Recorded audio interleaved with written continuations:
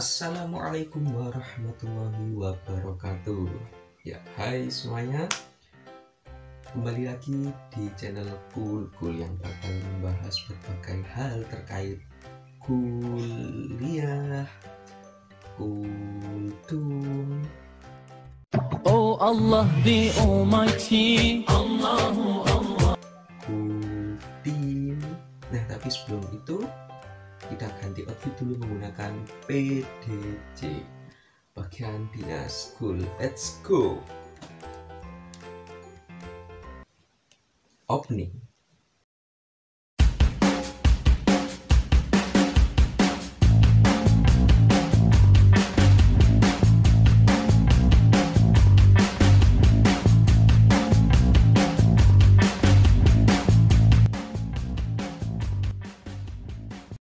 Oke, sekarang kita akan memasuki segmen kultum, yaitu kuliah 7 menit. Jadi di sini aku akan berbagi kepada kalian ya seputar kisah atau informasi selama kurang lebih 7 menit ke depan. Dan yang aku pengen ceritain ke kalian sekarang itu sebuah hal yang mungkin dianggap gila pada zaman dulu.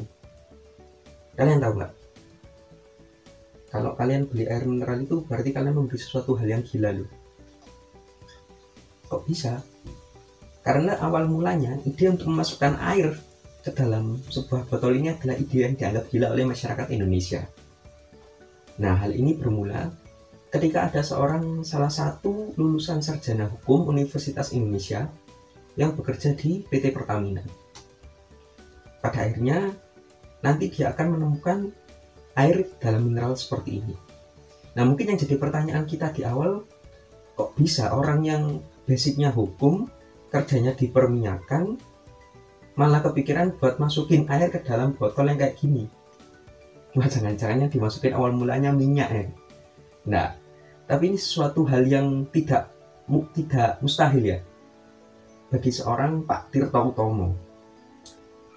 Apalagi ketika beliau menerima kunjungan dari luar negeri, yaitu dari Amerika Serikat, yang mana para delegasinya itu malah mengalami diare setelah ia suguhi dengan air minum di Indonesia.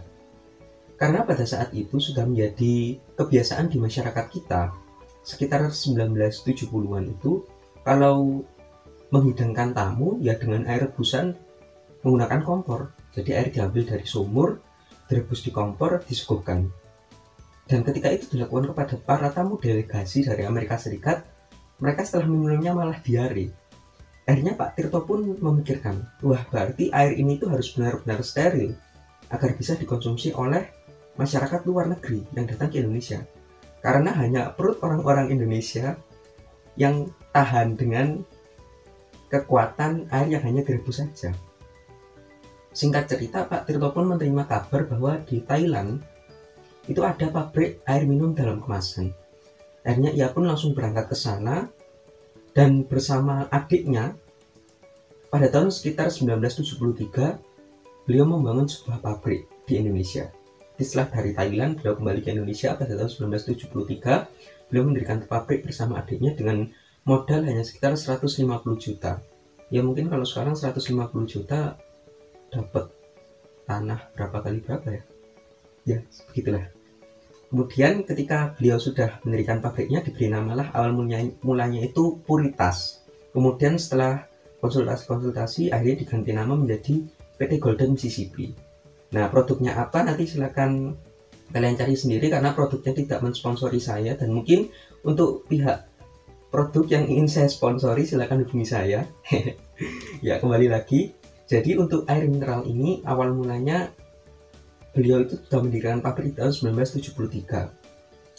Setelah itu dia memperkerjakan sekitar hanya 38 orang dan produksinya baru 6 juta liter air dalam 1 tahun saja. Dan pada saat itu penjualannya itu nggak mengalami kenaikan karena orang-orang Indonesia selain dikenal dengan hemat dan juga berpandangan bahwa kenapa kita harus membeli air yang mana kita bisa mendapatkannya sendiri dengan hanya merebus. Akhirnya selama kurang lebih 3 tahun keadaan pabriknya Pak Tirto ini semakin nggak jelas. target pasarnya nggak ada, penjualannya semakin lama semakin menurun.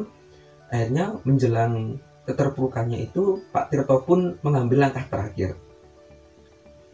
Karena setelah dianggap idenya gila, ia pun melakukan hal yang lebih gila lagi, yaitu menaikkan harga 3 kali lipat dari sebelumnya. Padahal dengan harga awalnya itu nggak ada yang sedikit sekali yang membeli dari orang-orang Indonesia. Dan sekarang sudah tahu pasarnya menurun, malah dinaikkan 3 kali lipat. Tapi disitulah letak kreativitas dari Pak Tirto. Beliau menaikkan harganya, tapi juga mengubah segmen pasarnya. Yang semula masyarakat Indonesia sekarang dirubah ke pasar untuk orang-orang di luar negeri yang ada di Indonesia. Karena kebetulan pada saat itu ada perusahaan dari Korea yang menangani proyek besar, yaitu Tol Jagorawi di Indonesia. Akhirnya sama Pak Tirto diproduksilah air dalam kemasan itu. Awal mulanya masih di botol kaca ya, kemudian dijual ke para pekerja di sana, dan wow, laku. Akhirnya pabriknya Pak Tirto itu menemui titik terang, sudah ada pasar yang jelas dan penjualannya pun semakin meningkat. Akhirnya lama-kelamaan masyarakat pun mengenal yang namanya air minum dalam kemasan. Akhirnya sudah mulai dijual tuh di toko-toko kecil dan di kelontong-kelontong. Setelah itu barulah air minum dalam kemasan ini dijual di hotel-hotel, kemudian disediakan untuk perusahaan-perusahaan besar di Indonesia pada saat itu. Dan berkat kerja keras Pak Tirto Utomo, yang pada saat itu sudah dianggap melakukan hal yang gila dengan hanya menjual air dalam kemasan, kita sekarang malah bisa menikmati produknya sampai saat ini, tanpa perlu bersusah-susah untuk merebus air untuk mendapatkan air yang lebih sehat. Dari situ sebenarnya kita bisa mengambil sebuah pelajaran bahwa apapun yang mustahil, yang dianggap orang sebagai hal yang gila, itu akan tetap menjadi hal yang mustahil dan hal yang gila kalau kita tidak memperjuangkannya.